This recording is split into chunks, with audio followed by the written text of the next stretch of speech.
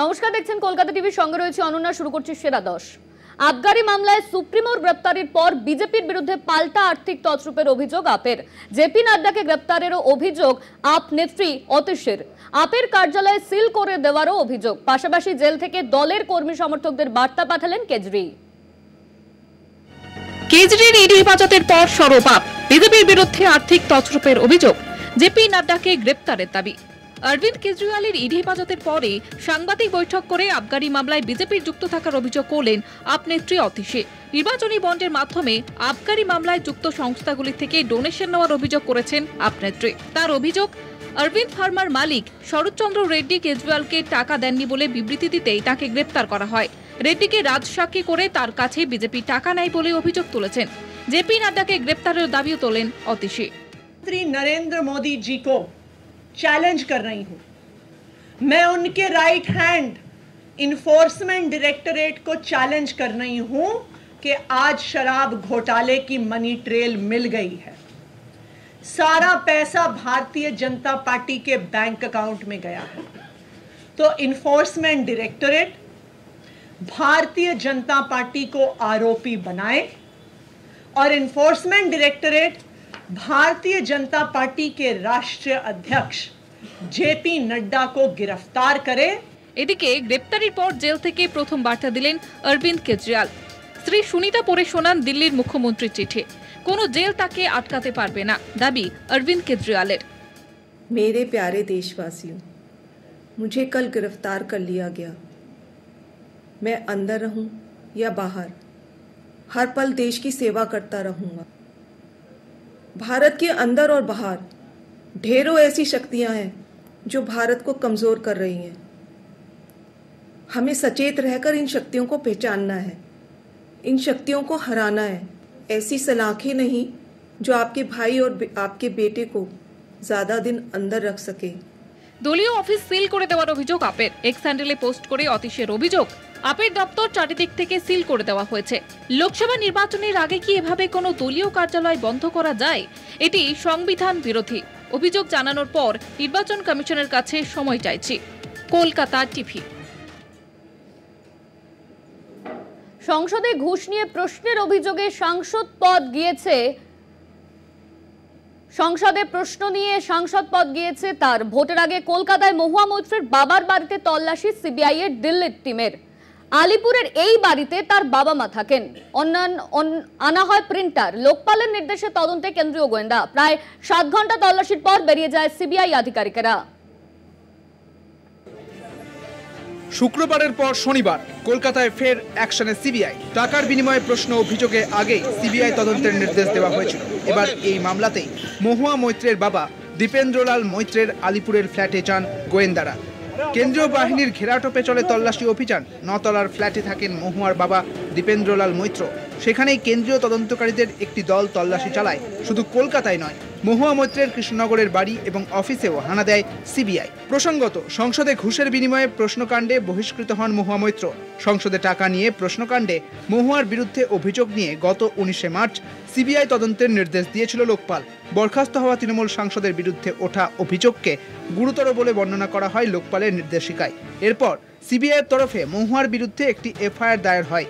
6 মাসের মধ্যে তদন্ত করে সিবিআইকে রিপোর্ট দিতে বলা হয়। শুক্রবারই সিবিআই দিল্লিতে মামলা রুজু করে মহুয়া মৈত্র সহ অন্যান্যদের বিরুদ্ধে।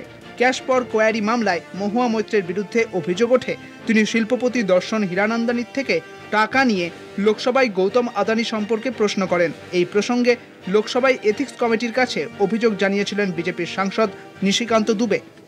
আমরা জানি মহুয়া মৈত্রের বিরুদ্ধে একটি গুরুতর অভিযোগ ছিল এবং সেই অভিযোগটি প্রতিষ্ঠিত এবং প্রমাণিত মহুয়া মৈত্র নিজের বয়ানে তিনি স্বীকার করে। তৃণমূলের কথা যদি মানুষ বিশ্বাস করে সেটাই হবে। যারা বলছেন তাদের ফোন নাম্বারগুলো ভালো করে নিজের হাতের কাছে রেখে দিন। ঠিক জুন মাসের 7 তারিখে আবার তাদের সকালবেলা টেলিফোন করবেন, করে জানতে চাইবেন, উত্তর পেয়ে যাবেন। সিবিআই সবে মামলা রুজু করেছে মহুয়া মৈত্রের বিরুদ্ধে 2 দিন আগে। সেই মামলায় কি আছে না আছে সেটা কেউ জানে না। আর সিবিআই কে নিযুক্ত করেছে কে? সেটা করেছে লোকপাল। সেই তারা কাদের দ্বারা অ্যাপয়েন্টেড? একেবারে হাতে বাছা বিজেপির লোক, আরএসএস এর লোক, নরেন্দ্র মোদী নিজে বেঁচেছেন, যে নিরপেক্ষ সংস্থাগুলোকে গৈরিকীকরণ করে নিজের পকেটের সংস্থা তৈরি করে, আর টার্গেট হচ্ছে বিরোধী দলগুলো। 2024 সালের লোকসভা ভোটে আবার মহুয়াকে কৃষ্ণনগর কেন্দ্র থেকে টিকিট দিয়েছে তৃণমূল। লোকসভা ভোটের মুখে বাংলার শাসক দলের একাধিক নেতা ও দলের ঘনিষ্ঠদের বাড়িতে কেন্দ্রীয় তদন্তকারী সংস্থা অভিযান চালাচ্ছে, জানিয়ে উত্তপ্ত রাজ্য রাজনীতি। কলকাতা টিভি।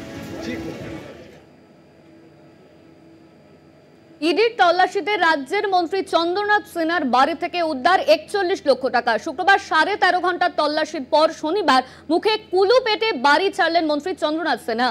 তল্লাশিতে বাজেয়াপ্ত 2টি মোবাইল ফোন ও কিছু গুরুত্বপূর্ণ নথি।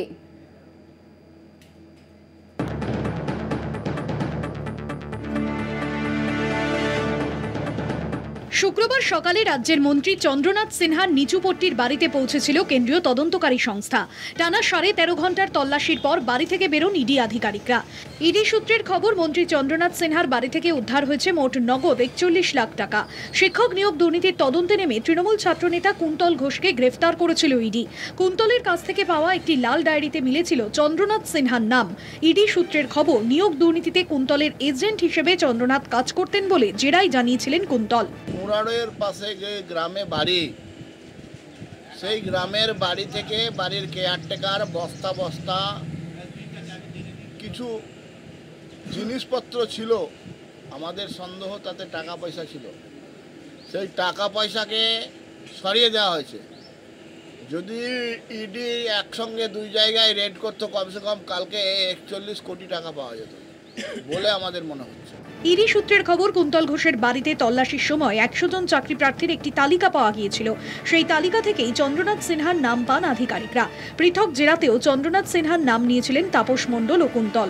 ইতিমধ্যে চারিদিকে যখন মমতা বন্দ্যোপাধ্যায়ের উন্নয়নকে সামনে রেখে নির্বাচন আসন্ন, সেই সময় বিজেপি পার্টি তাদের বিভিন্ন শাখা সংগঠনকে দিয়ে, শাখা সংগঠন বলতে আমরা সিবিআই এবং ইডিকে বোঝাতে চাইছি, তাদেরকে দিয়ে বাংলায় একটা অশান্তি সৃষ্টি করার চেষ্টা করছে।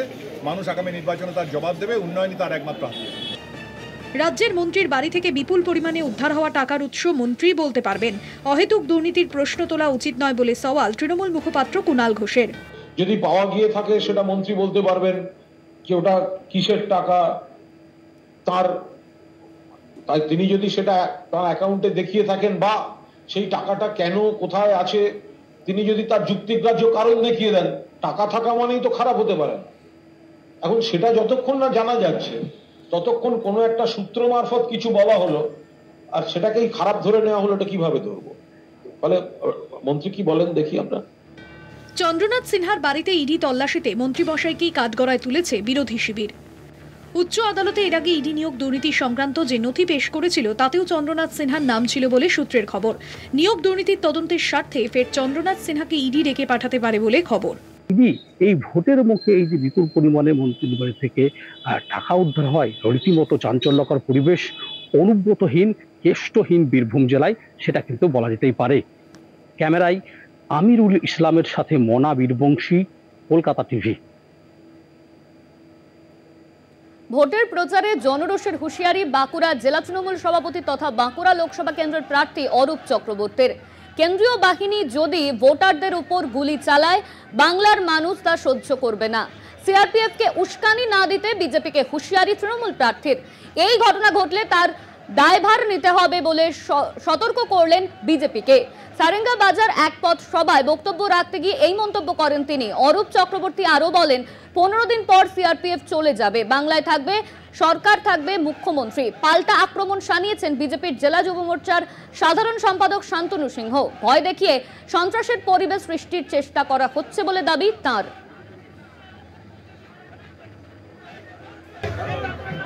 শান্তি শৃঙ্খলা রক্ষার জন্য কেন্দ্রীয় বাহিনী এলে আমাদের কিছু বলার নেই, কিন্তু কেন্দ্রীয় বাহিনী এসে যদি ভোটারদের উপর গুলি চালায়, বাংলার মানুষ সেটা সহ্য করে নেবে না। আমরা সতর্ক করছি বিজেপি কর্মীদের, সিআরপিএফ কে দেখে উস্কিয়ে মানুষের উপর গুলি চালানোর চেষ্টা করবে না। যদি এটা করে থাকেন তার দায়ভার আপনাদের নিতে হবে। আরেকটা কথা মনে রাখবেন, 15 দিনের জন্য সিআরপিএফ মিলিটারি আসবে, 15 দিন পর তারা চলে যাবে। বাংলায় আমরা থাকবো, পঞ্চায়েত থাকবে, সমিতি থাকবে, জেলা পরিষদ থাকবে, সরকার থাকবে, মমতা বন্দ্যোপাধ্যায় মুখ্যমন্ত্রী থাকবে।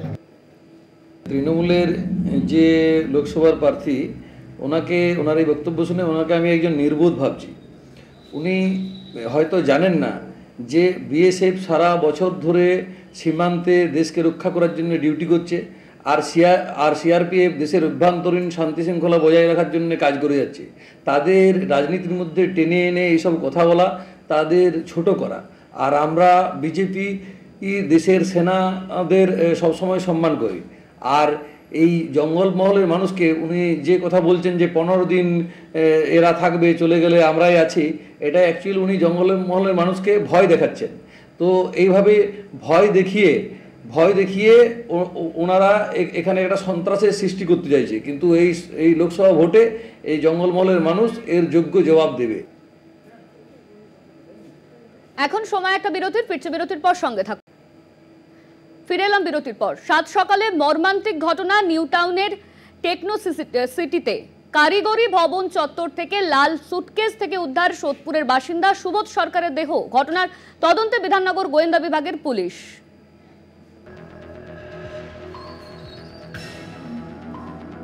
প্রতিদিনের মতো শনিবারও নিউ টাউনের কারিগরি ভবন চত্বর পরিষ্কার করছিলেন সাফাই কর্মীরা। হঠাৎই খালের মধ্যে একটি লাল রঙের সুটকেস দেখতে পান তারা। সুটকেসটি টেনে পাড়ে তোলেন তারাই। দেখা যায় সুটকেস থেকে চুঁয়ে চুঁয়ে রক্ত পড়ছে। খবর পেয়ে ঘটনাস্থলে পৌঁছায় টেকনোসিটি থানার পুলিশ। সুটকেস খুলতেই ভেতর থেকে বেরিয়ে আসে একটি দেহ। পরে তদন্তে নেমে পুলিশ জানতে পারে দেহটি সোদপুরের বাসিন্দা এক বৃদ্ধের। নিহতের নাম সুবোধ সরকার। পুলিশ সূত্রে খবর, নিহত সুবোধ সরকার ভুবনেশ্বরের ভৌমানগরে থাকতেন আগে। পরে কামারহাটি পৌরসভার 32 নম্বর ওয়ার্ডের নন্দননগরে মধ্যপাড়ায় ভাড়া বাড়িতে থাকতে শুরু করেন তিনি। শুক্রবার বিকেলে বাড়ি থেকে বেরিয়েছিলেন সুবোধবাবু। তারপর থেকে তাঁর আর কোনো খোঁজ ছিল না। ব্যবসা ছিল, ওই ব্যবসা তো বন্ধ টন্ধ করে এখন 2 ছেলে আছে ছাপাখানা। এখানে উনি একাই থাকতো। ওনাকে দেখেই ওনার ছেলেদের সাথে থাকতে পছন্দ করেন না, একাই। ওনারও ওয়াইফ মারা গেছে, ঠিক আছে। ওই একটা মায়া পড়ে কম পয়সায় আর কি। ব্যাংকের কোনো ছেলে জড়িত আছে শুনলাম, কি জানি, হয়তো শুনলাম এইমাত্র এক্সিস ব্যাংক বা কিছু, এখন জানি না, সঠিক জানি না, এখনো আমি কিছুই জানি না। পুলিশ সূত্রে খবর, সুবোধ সরকারের সঙ্গে তাঁর বাড়িতে একটি মেয়ে থাকতো, যাকে নাতনি বলে পরিচয় দিতেন সুবোধ। দেহ উদ্ধারের পর সেই মেয়েটিকে আটক করেছে পুলিশ। ঘটনার সঙ্গে যোগসাজশ আছে সন্দেহে পটাশপুর থেকে এক ব্যাংক কর্মীকেও গ্রেপ্তার করেছে পুলিশ।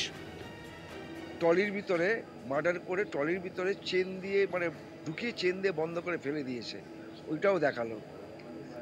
যে কীভাবে হলো আমরা তো বুঝতেই পারছি না। আইনের পথে চলুক, উপযুক্ত শাস্তি পাক দোষী, আমরা এটাই চাই। সোদপুরের বাসিন্দার দেহ কি করে সুটকেস বন্দী হয়ে নিউ টাউনে পৌঁছে গেল, তার তদন্তে নেমেছে বিধাননগরের গোয়েন্দা শাখা। কলকাতা টিভি।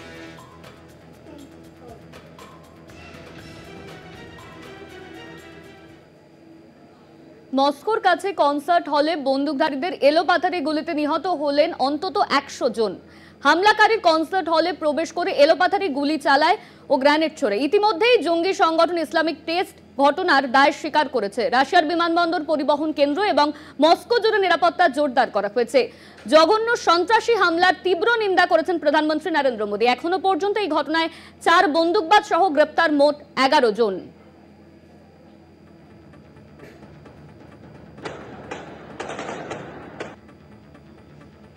মস্কোর উত্তরে ক্রাসনোগোর্স্ক শহরতলির ক্রোকাস সিটি কনসার্ট হল, 6000 দর্শক আসন বিশিষ্ট অডিটোরিয়ামের পাশাপাশি একটি শপিং সেন্টারও রয়েছে এই বিশাল কমপ্লেক্সে। শুক্রবার রাতে এখানেই মস্কোর রক ব্যান্ড পিকনিকের একটি অনুষ্ঠান হওয়ার কথা ছিল। দর্শকরা অডিটোরিয়ামের ভেতরে গিয়ে বসতে শুরু করলেও তখনও অনুষ্ঠান শুরু হয়নি। এমন সময় ছদ্মবেশ ধারণ করে বেশ কয়েকজন হামলাকারী এলোপাথারি গুলি চালাতে থাকে। আতঙ্কিত দর্শকরা সিটের তলায় লুকিয়ে দৌড়ে কনসার্ট হল থেকে বেরিয়ে গিয়ে প্রাণ বাঁচানোর চেষ্টা করতে থাকেন। আততায়ীরা গ্রেনেডও ছোড়ে। বিস্ফোরণের ছাদ ধসে পড়ে এবং আগুন ধরে যায়। এরপরেই আততায়ীরা ঘটনাস্থল থেকে একটি সাদা রেনল্ট গাড়িতে চেপে পালিয়ে যায় বলে রুশ মিডিয়ার পক্ষ থেকে দাবি করা হয়েছে। ঘটনাস্থলে পৌঁছায় রুশ স্পেশাল ফোর্স। অন্তত 70টি অ্যাম্বুলেন্স পৌঁছায়। স্পেশাল ফোর্স অন্তত 100 জনকে ক্রোকাস কনসার্ট হলের ভেতর থেকে উদ্ধার করে। অন্তত 60 জন নিহত হওয়ার পাশাপাশি বহু মানুষ আহত হয়েছেন। তবে রক ব্যান্ডের সব সদস্যকেই অক্ষত অবস্থায় উদ্ধার করা সম্ভব হয়েছে। ইতিমধ্যেই স্থানীয় সংবাদ মাধ্যমকে সংক্ষিপ্ত বিবৃতি দিয়ে ঘটনার দায় স্বীকার করেছে জঙ্গি সংগঠন ইসলামিক স্টেট। রাশিয়ার বিমানবন্দর, পরিবহন কেন্দ্র এবং মস্কো জুড়ে নিরাপত্তা জোরদার করা হয়েছে। দেশ জুড়ে সমস্ত বড় আকারের পাবলিক ইভেন্ট বাতিল করা হয়েছে। ঘটনায় গভীর শোক প্রকাশ করেছেন রুশ প্রেসিডেন্ট পুতিন। এর আগে রুশ সৈন্য প্রত্যাহারের দাবিতে 2002 সালে চেচেন বিচ্ছিন্নতাবাদী যোদ্ধারা মস্কোর একটি থিয়েটার দোব্রোভকাতে 112 জনকে পণবন্দী করেছিল। স্বাভাবিকভাবেই ইউক্রেনের সঙ্গে যুক্ত কিনা তা নিয়ে শুরু হয়েছে জল্পনা। প্রাক্তন প্রেসিডেন্ট দিমিত্রি পেত্রাদভ ঘটনার তীব্র নিন্দার পাশাপাশি ইউক্রেনের কেউ যুক্ত থাকলে তাদের খুঁজে বের করে হত্যার হুঁশিয়ারি দিয়েছে। যদিও এখনো পর্যন্ত ঘটনায় ইউক্রেন যোগ নেই বলেই মনে করছে আমেরিকা। ইতিমধ্যেই মস্কোয় জঘন্য সন্ত্রাসী হামলার তীব্র নিন্দা করেছেন প্রধানমন্ত্রী নরেন্দ্র মোদী। নিহতদের পরিবারের প্রতি সমবেদনা প্রকাশ করেন তিনি। কঠিন সময়ে রাশিয়ার পাশে থাকার বার্তাও দিয়েছেন প্রধানমন্ত্রী। কলকাতা টিভি।